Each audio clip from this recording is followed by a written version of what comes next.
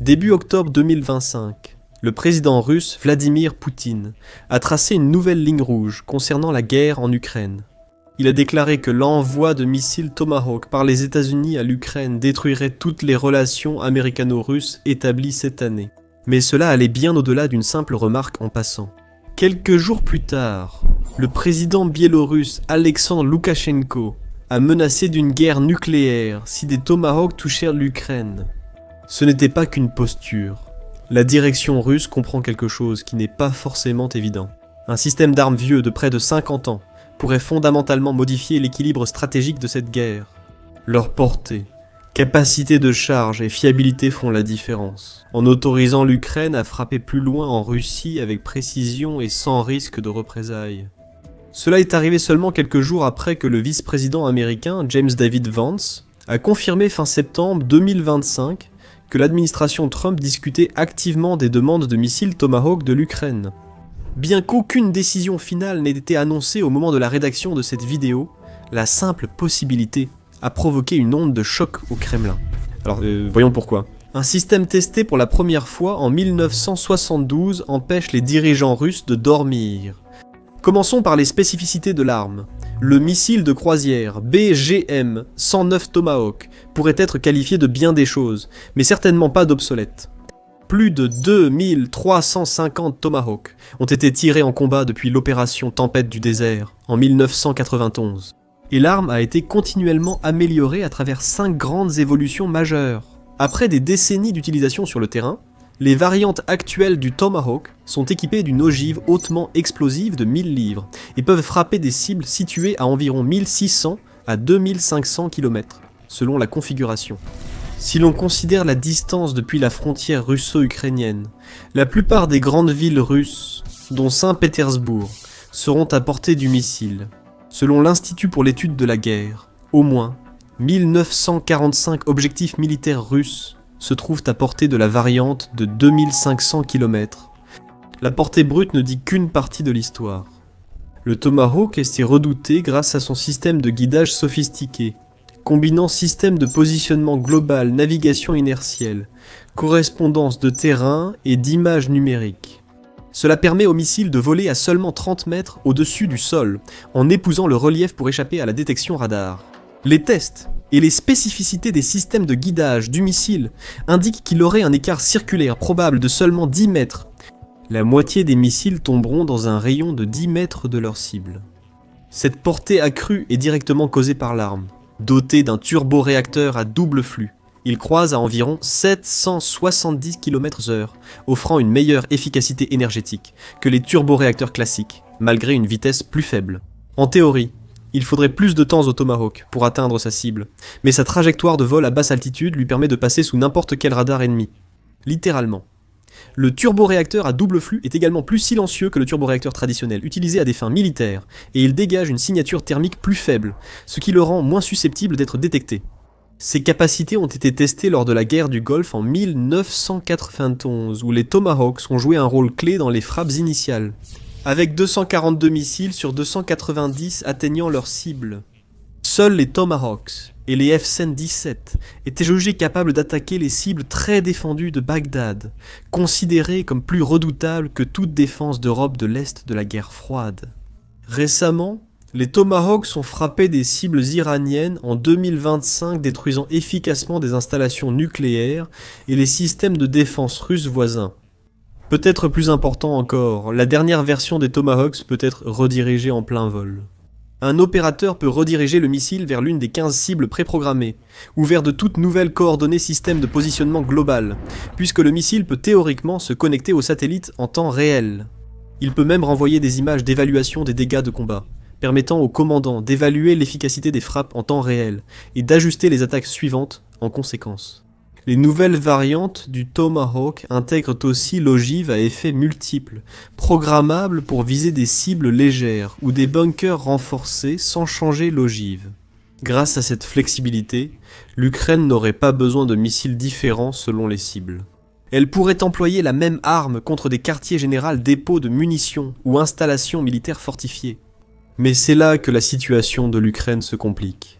Le Tomahawk a d'abord été conçu comme arme navale, lancée depuis des navires et sous-marins.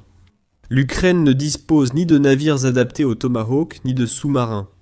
L'alternative la plus viable serait le système de lancement Typhon de l'armée américaine. Développé par Lockheed Martin et déployé en 2023, Typhon est un lanceur mobile basé au sol, construit sur une plateforme de remorque modifiée. Il utilise des cellules du système de lancement vertical Mark 41, le même standard utilisé dans toute la marine américaine. Capable de lancer des Tomahawks et des intercepteurs SM-6, il fonctionne comme les lanceurs terrestres classiques, la batterie ayant été adaptée pour tirer des Tomahawks. Le Typhon aurait surtout pour avantage sa mobilité dans la guerre en Ukraine. Il peut être rapidement déployé, déplacé et caché, rendant plus difficile pour les forces russes de le cibler préventivement. Le système peut être installé et prêt à tirer en 15 à 20 minutes à partir d'un démarrage à froid.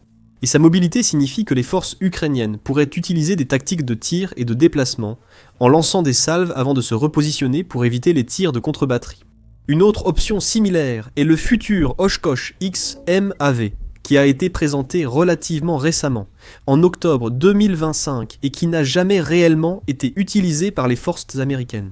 Les États-Unis ont donc aussi hésité à transférer des systèmes Typhon à l'Ukraine. En novembre 2025, aucun transfert de ce type n'a été annoncé ni prévu. Le système Oshkosh va probablement connaître des retards similaires dans l'approvisionnement, étant donné qu'il commence tout juste sa production. Sans Typhon, l'Ukraine devrait développer son propre lanceur terrestre, un processus qui pourrait prendre des mois, voire des années. Il existe déjà un précédent pour adapter des missiles aériens à des plateformes terrestres. Le Royaume-Uni a déjà fourni à l'Ukraine des lanceurs montés sur camions pour missiles R-73 adaptant des points d'emport d'avions sur des véhicules mobiles. L'Ukraine pourrait adopter une approche similaire pour les Tomahawks. Mais cela demanderait beaucoup d'ingénierie, de tests et une intégration avec les systèmes de commandement ukrainiens. L'Ukraine pourrait aussi lancer des Tomahawks depuis ses avions, mais cela comporte des défis. La flotte initiale de Sukhoi 24 Fencer ukrainiens pourrait aussi être modifiée pour emporter des Tomahawks, comme elle l'a été pour les Storm Shadow. Cependant, ces avions soviétiques exigeraient sans doute plus de travaux d'intégration, et, avec leurs cellules vieillissantes, ne sont peut-être pas les meilleures plateformes pour de telles armes sophistiquées. L'arrivée des chasseurs F-16 a quelque peu changé cette équation. Les alliés occidentaux ont transféré des F-16 à l'Ukraine depuis la fin de 2025 et d'autres livraisons sont attendues. Ces avions aux normes de l'OTAN disposent non de points d'emport compatibles avec les systèmes d'armes occidentaux, ce qui pourrait faciliter l'intégration des Tomahawks, même si cela n'a pas encore été abordé. Dans l'ensemble, l'utilisation des Tomahawks, en dehors de leur plateforme de lancement prévue, reste en grande partie théorique ou spéculative. Mais il y a une autre complication. Les Tomahawks dépendaient fortement du renseignement externe et des données de ciblage pour une efficacité maximale. Les missiles fonctionnent de façon autonome après lancement, mais leur efficacité dépend d'une préparation incluant cartographie, imagerie de la cible et analyse des menaces. L'Ukraine aurait donc besoin d'un partage régulier de renseignements des États-Unis et de ses alliés de l'OTAN. Les États-Unis ont cessé de partager des renseignements avec l'Ukraine lorsque la Russie menaçait d'escalade ou quand Donald Trump pensait que cela écourterait la guerre.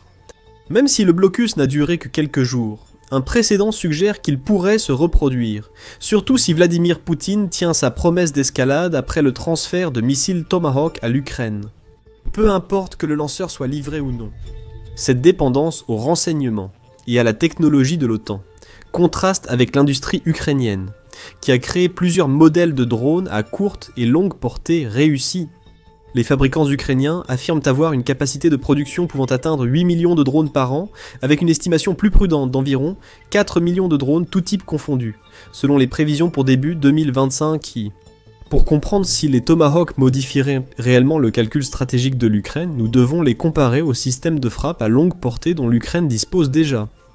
L'Ukraine emploie divers systèmes de frappe de précision occidentaux, principalement le MGM, 140 Army Tactical Missile System, qui provient également des États-Unis, et le Storm Shadow du Royaume-Uni et de la France. Les deux se sont révélés efficaces, mais présentent d'importantes limitations. Les missiles ATAKAMS ont une portée maximale d'environ 190 miles.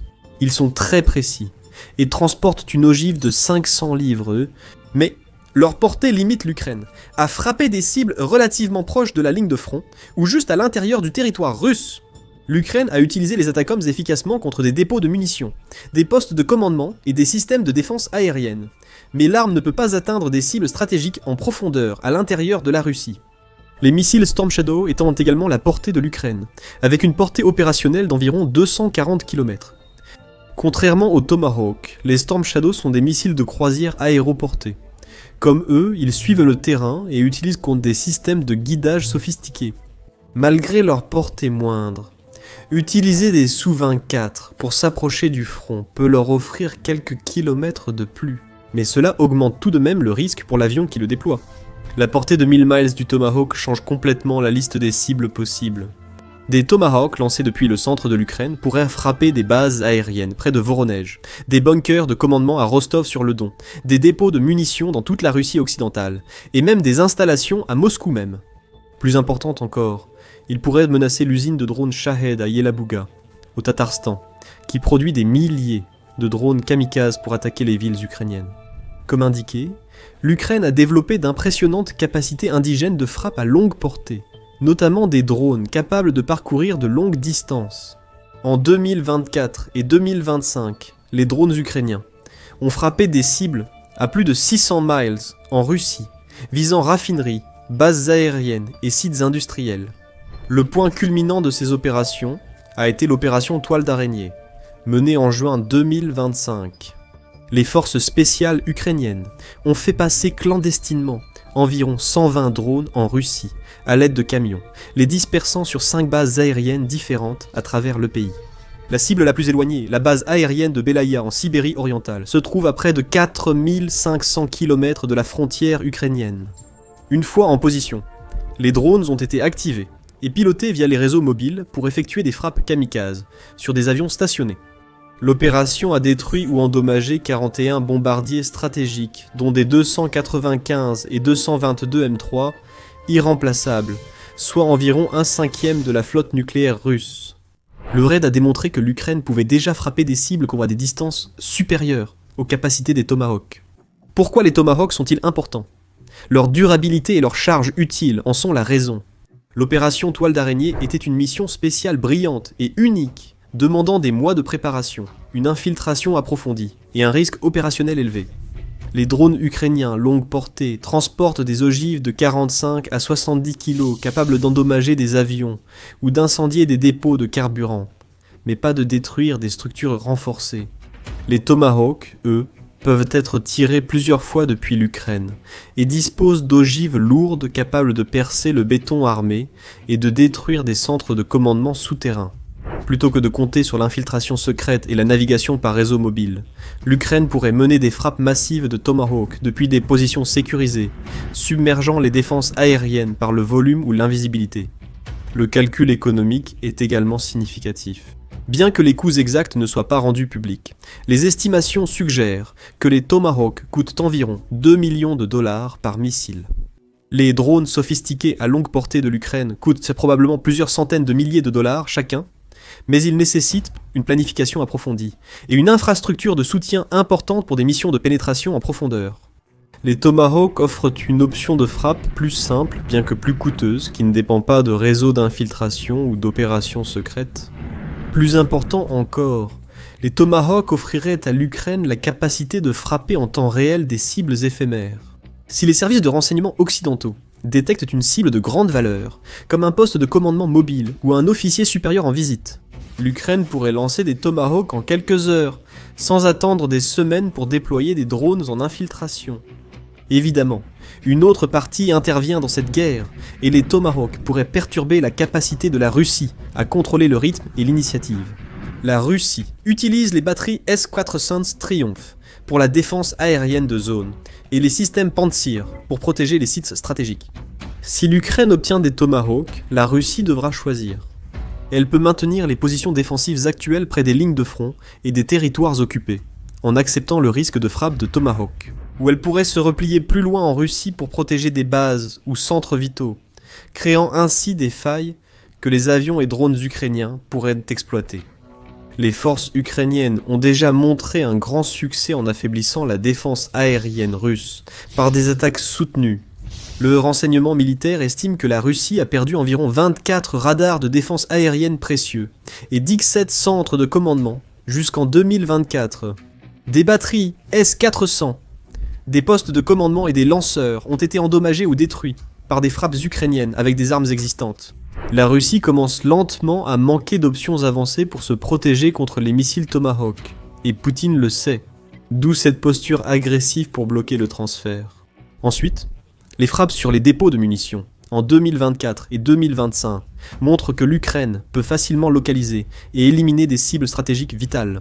L'Ukraine peut frapper 11 grands dépôts de munitions russes. Le plus grand contiendrait apparemment 10 000 tonnes de munitions, y compris les missiles spécialisés nécessaires au système de défense aérienne.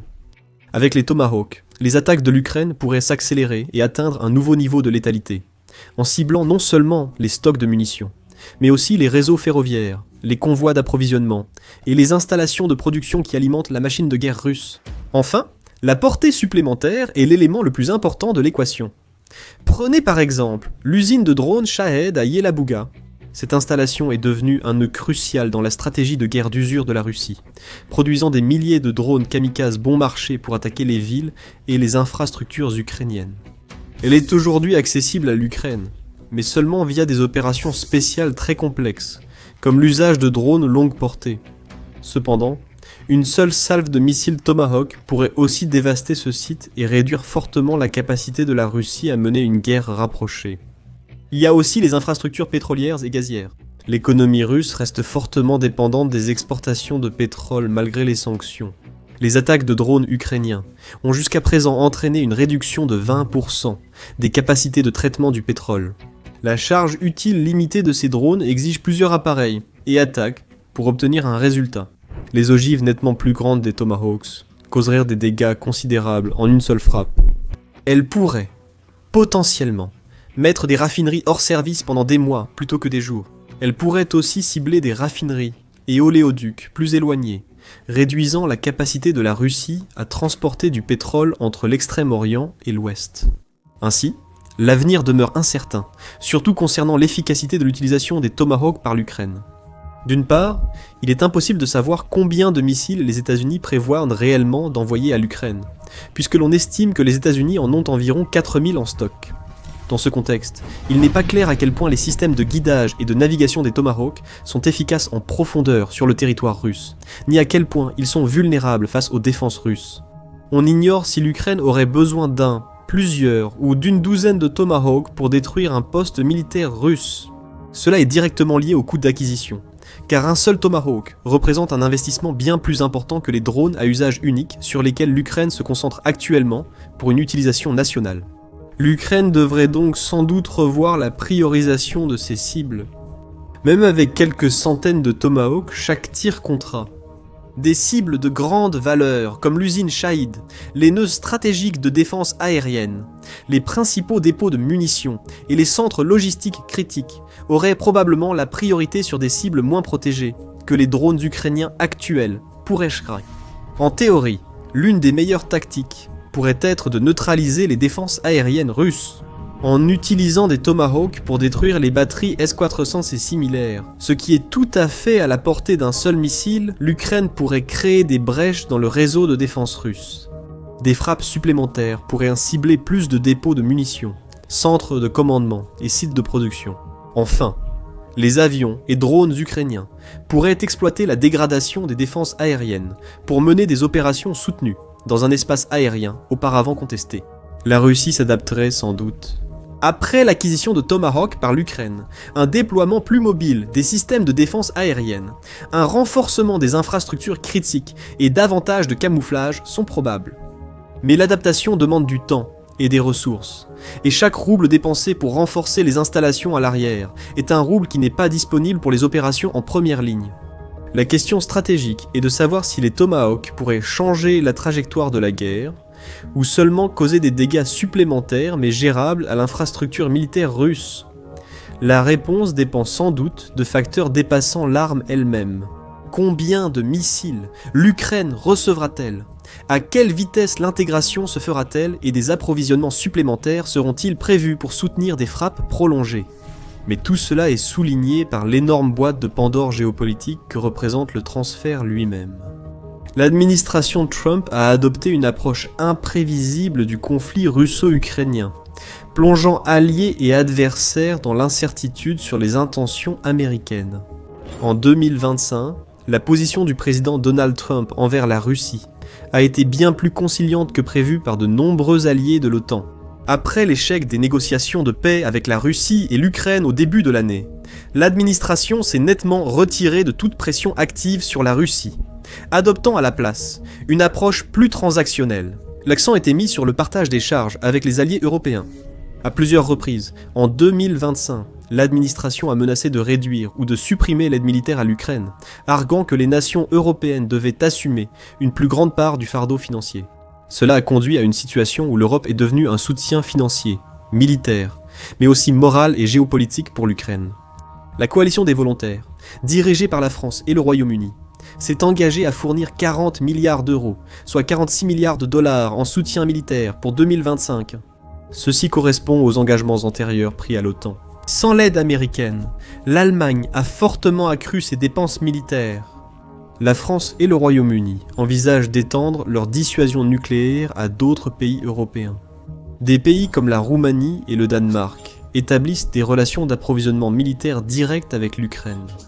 La déclaration de 20 octobre 2025 selon laquelle l'administration discute de transfert de Tomahawk doit être comprise dans ce contexte. L'administration ne s'est engagée à rien pour l'instant et a simplement reconnu que des discussions ont lieu. Trump ayant l'habitude d'utiliser les transferts d'armes comme levier, cela pourrait plutôt être un signal à Poutine qu'une réelle offre à l'Ukraine.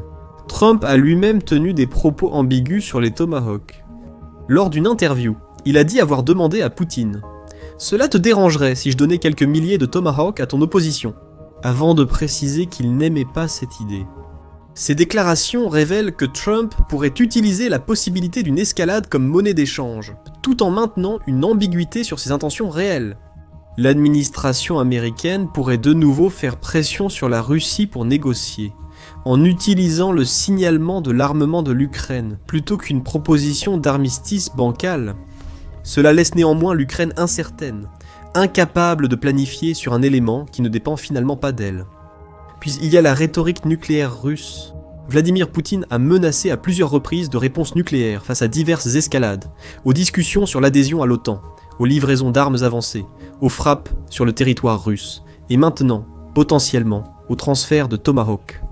La doctrine nucléaire officielle de la Russie est également inutilement ambiguë, permettant l'emploi d'armes nucléaires si les structures de commandement stratégiques ou les infrastructures nationales critiques sont menacées par des armes de précision.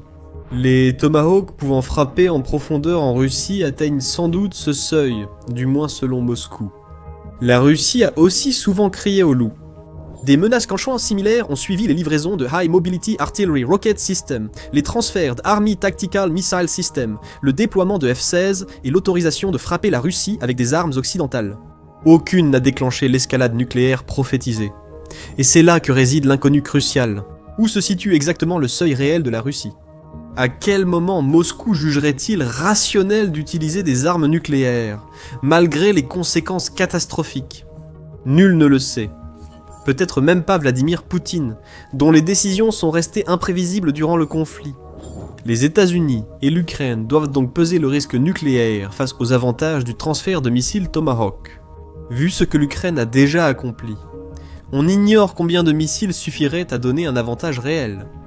Il n'est pas non plus certain si ce nombre serait suffisant pour constituer une crise, si Vladimir Poutine décidait de larguer une arme nucléaire tactique sur une ville ukrainienne. Il y a aussi la question du précédent. Les États-Unis ont généralement fait preuve de prudence quant à la prolifération de leurs armes les plus sophistiquées, précisément pour maintenir le contrôle de l'escalade et éviter de normaliser de tels transferts. Fournir des Tomahawks, système de frappe en profondeur très performant, à l'Ukraine créerait un précédent pour le transfert d'armes stratégiques, à des non-alliés en conflit actif avec des puissances nucléaires. Cela éliminera également toute excuse empêchant la Chine de fournir des systèmes tout aussi performants aux adversaires de l'Amérique lors de futurs conflits, ou même à la Russie dans la guerre en cours. Le scénario le plus probable n'est pas une décision tranchée, mais plutôt des processus bureaucratiques prolongés. Des années pourraient y passer avant l'envoi de Tomahawk en Ukraine, ce qui risquerait d'être insuffisant, peu importe l'issue de la guerre. En fin de compte, tant que l'incertitude persiste, la Russie peut prétendre avoir l'avantage. Dès que l'Ukraine disposera d'une capacité crédible de frappe en profondeur à grande échelle, tout le calcul opérationnel de la Russie changera. C'est cela qui terrifie réellement le Kremlin, pas le missile spécifique qui apporte ce changement. Merci d'avoir regardé. Maintenant, si vous voulez comprendre comment les programmes indigènes de frappe à longue portée de l'Ukraine se développent comme alternative aux systèmes occidentaux, regardez notre analyse de l'innovation des drones ukrainiens. Et pour rester informé des derniers développements de la guerre et de la géopolitique mondiale, abonnez-vous à The Military Show pour des vidéos quotidiennes.